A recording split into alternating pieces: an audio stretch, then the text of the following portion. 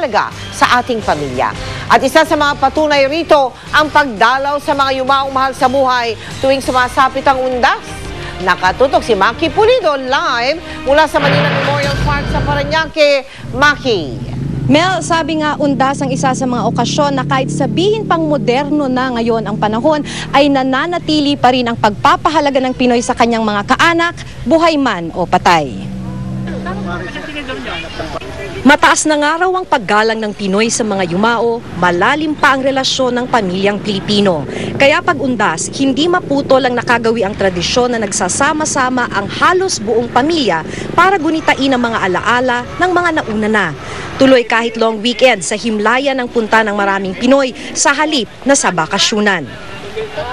Only sa mga Pilipino na natin makikita itong malalim na ugnayan between the living and the dead, more particularly in our family way of remembering and honoring, giving respect to the dead. Halos 3 dekada ng patay si Primitivo Ramirez, pero basta undas, lahat ng kanyang mga apo nasa sementeryo, pati apo sa talampakan. Agaw pansin ang dekorasyon sa puntod at dahil maraming bata, may nakahanda pang palaro, mga lobo na may pera sa loob. Ganun kasi kami yung family ties namin, yung bonding namin eh. Kaya every year nga din, pupunta kami dito. Marami sa mga nakausap namin hindi raw nagmimintis ng dalaw. Tutal, minsan lang daw ito sa isang taon, tulad ni Vicky Pasis na mahigit 2 dekada ng byuda. We have 365 days to go on vacation for 1 day. We just have to spend it with him and pray with him. Pagkakataon na rin daw ang undas para maipakilala mga bata sa sinundan nilang henerasyon. Si Royce Ann May, 11 taong gulang, na bumiyahe pa mula Cavite kasama ang ama para bisitahin ang puntod ng kanyang lola. Kapag po pumupunta po ako sa lola ko, minsan po binibigyan din po ako ng biskwit, po minsan po nagbe-bless po ako. Kaya po pag pumupunta po ako doon, di ko na po siya nakikita. Kaya dito ko na po dinadala yung para po dito ko na po sila makita. November 2 ang All Souls Day, pero nakagawian na lang daw ng mga Pinoy na bisitahin ang mga mahal sa buhay sa November 1 na All Saints Day. One way or another, they have been heroes for us, no? Of the faith, heroes of the faith. Meron silang itinanim, iniwan ng magandang alaala na sinasariwan natin. So siguro isa yun sa mga naging dahilan kung bakit mula sa November 2 ay na-attract tayo sa November 1st. Pero hindi lahat ng puntod may dalaw. May ilang tila walang bumisita, walang inalay na bulaklak o kandila. Sa ngayon, Mel, ay nagsisimula ng mag-uwian ng mga dalaw. Sa susunod na taon na muli mapupuno ng ganito ang mga sementeryo. Mel? Maraming salamat sa iyo, Maki Pulido.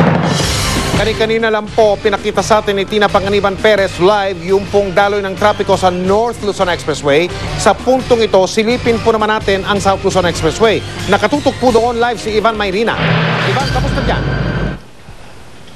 Yes, Mike, 2:00 ng hapon, inasahan ang pagbigat ng daloy ng trapiko dahil sa mga motoristang magbabalik Maynila. Pero hanggang sa mga oras na ito, Mike, kahit nagkakaroon ng konting pagdagdag sa traffic volume, ay nananatili namang mabilis ang daloy ng trapiko sa magkabilang direksyon ng South Luzon Expressway.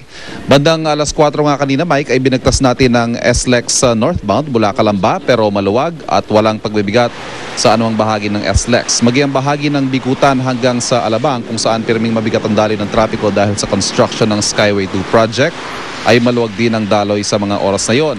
Pero kapansin-pansin, Mike, na sa mga oras ito ay marami na ang mga sasakyan pa northbound o yung mga pa-Maynila kaysa sa southbound. Patuloy ang paalala natin sa ating mga motorista, Mike, na kahit po maluwag at maganda ang kondisyon ng kalsada ay huwag po sana nating kaligtaan ang 100 kilometers per hour na speed limit dahil maghapong pang walang tigil ang pag-ulan at basa ang kalsada. Todo bantay rin ang pamunuan ng SLEX sa buong expressway at dito makikita nila ang mga lumalabag sa speed limit. Ang magandang balita naman, sakaling magkaaberya po kayo sa inyong paglalakbay, ay naririyan naman daw ang kanilang patrol vehicles na alalay at handang rumesponde sa loob ng 10 minuto. At panawagan nila bago po tayo bumiyahe ay siguruhin ang kondisyon ng ating mga sasakyan. Huwag kaligtaang mag-blowback check. Yan po ang pag-check sa ating mga preno, mga ilaw, ang langis sa ating makina, tubig sa ating radiator, baterya, hangin sa ating mga gulong at syempre ang gasolina ng ating mga sasakyan.